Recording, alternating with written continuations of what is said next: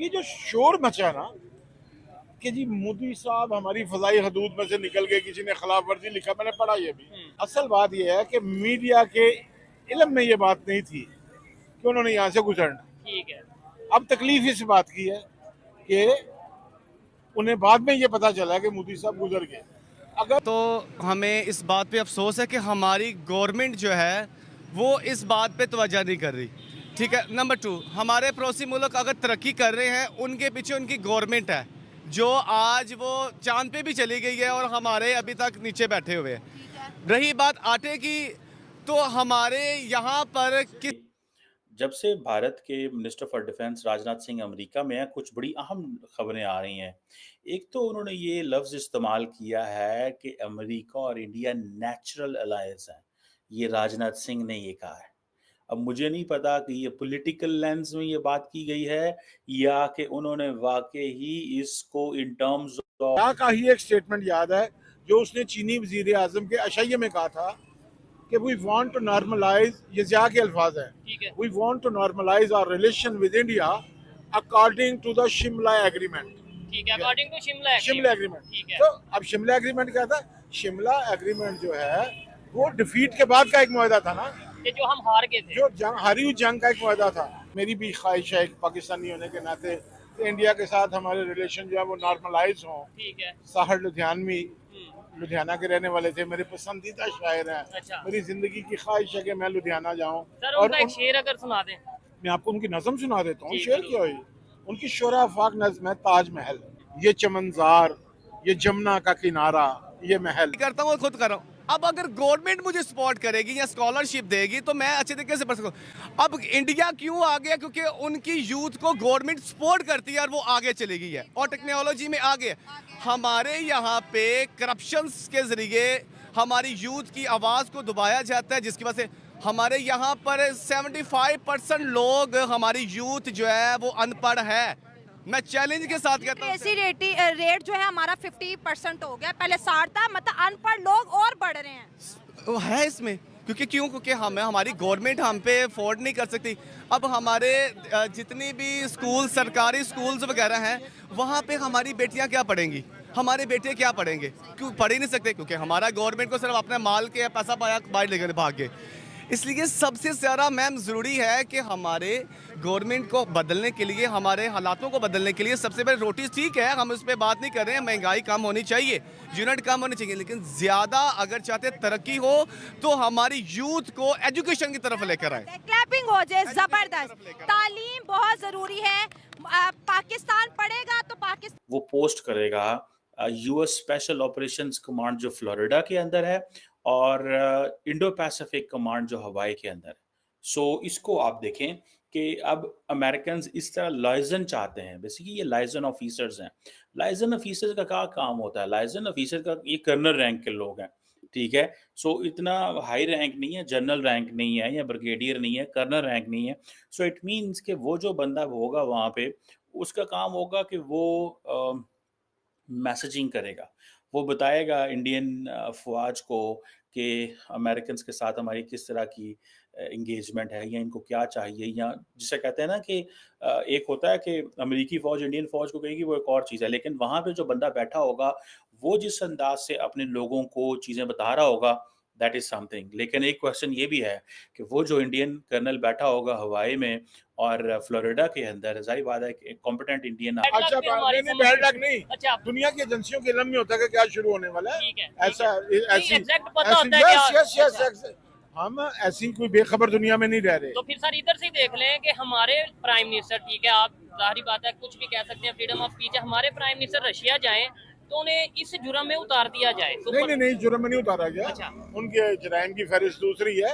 मैं वैसे बात कर रहा हूँ कि जंग में लोग जाते हैं, ठीक है, या ऐसे हालात में जाते हैं। बहरहाल मोदी साहब का यूक्रेन में जाना, असल बात यह है कि यूक्रेन को पूरे यूरोप और पूरे अमेरिका ने आसरा करवाया, सपोर्ट करने का वादा किया, मगर बाद में उससे बिट्रे करके मरवा दिया उसे। तो इस हालात में यूक्रेन की जो गवर्नमेंट है, जो उसका प्रेसिडेंट है, वो यूरोपियन लीडरशिप और अमेरिकन लीडरशिप पर रिलाय करने के लिए तैयार नहीं था, जिसके लिए आलमी कुव्वतों ने जो है वो मोदी साहब को अपना एलची बना के वहां भेजा है ठीक कि है। जाके तो इसे जरा तसल्ली दो, हौसला रखो, हम इसके साथ हैं। लेकिन सर देखा जाए उनकी रशिया के साथ भी तो देखे ना, ये तो पूरी दुनिया जानती है इंडिया रशिया के बड़े अच्छे ये थे आपस। कभी अभी इंडिया रशिया का नहीं, इस बात को खत्म हुए मुद्दत हो गई। नहीं, अभी तो उनके आपस में मिसाइल बन रहे हैं, आपस में मिलकर प्रोजेक्ट बन रहे हैं। ये वो चीजें हैं जो किसी वक्त भी खत्म हो सकती हैं। असल में एक बात मेरी लिख लें जी जी और इस बात को अलहदा चलाइएगा। ठीक है। इस वक्त अगर आप ग्लोबल पॉलिटिक्स को समझना चाहते हैं तो एक बात याद रखें,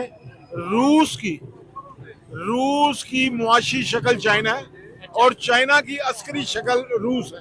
ठीक हो गया। ये अगली आर्मी ऑफिसर होगा, अ, वो अगर अमेरिकी इंफ्रास्ट्रक्चर इस्तेमाल कर रहा है, उनके कंप्यूटर इस्तेमाल कर रहा है, उनकी हर चीज़ इस्तेमाल कर रहा है, तो वो जो कम्युनिकेशन बैक होम कर रहा होगा वो इनक्रिप्टेड है नहीं है क्या, किस तरह की है, वो व्हाट्सएप जैसी एंड टू एंड इनक्रिप्शन है या आके कैसी इनक्रिप्शन होगी, ये तो बात भी पता चलेगा। लेकिन ये जो Indo Pacific maritime domain awareness में और ये जो क्वाड कंट्रीज ने भी एक इनिशिएटिव लिया हुआ है, फिर ये जो अपने हवाई और उसके अंदर फ्लोरिडा के अंदर अपनी जो ये दोनों कमांड्स में जो अपने आर्मी ऑफिसर लगाना, सो इंडिया ये कहता है कि मैं क्वाड के प्लेटफॉर्म से कोई डिफेंस एग्रीमेंट नहीं करूंगा, लेकिन बायलैटरली मैं सारा कुछ कर लूंगा। This is what Indians are saying. समझ रहे हैं आप बात को? क्वाड के प्लेटफॉर्म से हम कुछ नहीं करेंगे, ठीक है जी। और अब देखिए ये जो डिफेंस इंडस्ट्रियल कोऑपरेशन है या जो सोसा है, सिक्योरिटी ऑफ सप्लाईज अरेंजमेंट, भाई सिक्योरिटीज ऑफ सप्लाई अरेंजमेंट जो है, इट्स नॉट समथिंग, इको ऑर्डिनरी चीज नहीं है। इसको मैं पाकिस्तानी लेंस से समझना चाहता हूं कि हमारे लिए ये कितना प्रॉब्लमेटिक हो सकता है, या क्या ये वैसे ही एग्रीमेंट है जैसे अमरीकी पाकिस्तान को कहते थे कि खबरदार, तुमने असला जो तुम्हें दे रहे हैं वो इंडिया के खिलाफ इस्तेमाल किया, ये असला तुमने सिर्फ कम्युनिज्म को कंट्रोल करने के लिए इस तरह की कोलैबोरेशन है, नहीं है। ये तो इंडियंस और अमेरिका की कोई ऐसी डील, ना ही पाकिस्तान अमेरिका कह सकता है कि तुम क्या कर रहे हो, समझ आई है? ये तो वो नहीं कह सकते। सो अब ये जो अमेरिका के साथ जो उनकी मुलाकात हुई है लॉयड ऑस्टिन के साथ, ये एक इम्पोर्टेंट डेवलपमेंट है इस सेंस में कि बहुत सारे एक तो उन्होंने एग्रीमेंट किए हैं जिसमें लार्जली सोसा एग्रीमेंट था, और दूसरा अपने लोगों को भी डिप्लॉय करेंगे, और इंडिया को बेसिकली चाहिए वेपन्स, जो सीधी बात करने वाली है। इंडिया को चाहिए autonomy in terms of weapons production. India को चाहिए technology transfer and technology cooperation. India को चाहिए कि किस किस तरीके से हम ये करें कि हम वेस्ट से मिलिट्री हार्डवेयर जो एक्वायर करें, जो टेक्नोलॉजी ट्रांसफर करें, हम उससे आज़ाद हो जाएं। बस इंडिया आज़ादी चाहता है, और वो आज़ादी अमेरिका देगा नहीं। देखिए, अगर अमेरिका ने आज़ादी दे दी तो फिर गल मुक गई। मतलब आप ये ज़रूर एक्सपेक्ट करते हैं कि आपने अगर आज़ादी दे दी एक बंदे को, एक ग्रुप को, तो वो तो फिर जो मर्ज़ी करते रहे। ये आज़ादी तो पिछले 75 सालों से यूरोपियंस को नहीं मिली, तो क्या इंडिया को वो आज़ादी मिल पाएगी? So it's not that easy. ये इतना आसान काम नहीं है जिस अंदाज़ से ये बात हो रही है कि शायद ये जो डिफेंस कोऑपरेशन है, हाँ, ये डिफेंस कोऑपरेशन है इम्पोर्टेंट, यही तो वजह है। यही तो वजह है कि इंडिया कह रहा है कि हमारा जो डिफेंस एक्सपोर्ट है। अच्छा, मुझे एक दफ़ा किसी ने ये बात बताई थी, he was not a Pakistani, उसने मुझे ये बताया, ये जो इंडिया की डिफेंस मिनिस्ट्री कह रही है कि 30% हमारी एक्सपोर्ट जो है वो डिफेंस एक्सपोर्ट बढ़ रही हैं, और 2024-25 के एंड तक वो 78% बढ़ जाएंगी, ठीक है। मुझे ये किसी नॉन इंडियन, नॉन पाकिस्तानी ने ये चीज़ बताई। उसने कहा कि इंडियंस जो हैं वो बहुत सारे मुल्कों को फोर्स भी करते हैं कि हमसे वेपन्स लें। जो छोटे मुल्क हैं, जो छोटे मुल्क हैं, उनको वो फोर्स भी कर लेते हैं कि वेपन्स लें, ठीक है जी। 2020 में इंडिया ने $5 बिलियन की एक्सपोर्ट का टारगेट रखा था अगले 5 सालों में, ठीक है जी। अब सुनने में आया है कि एक ब्रॉडर स्ट्रैटेजी इंडिया के अंदर अडॉप्ट की गई डिफेंस मैन्युफैक्चरिंग में बाय 2025। ये जो इंडिया सप्लाई मांग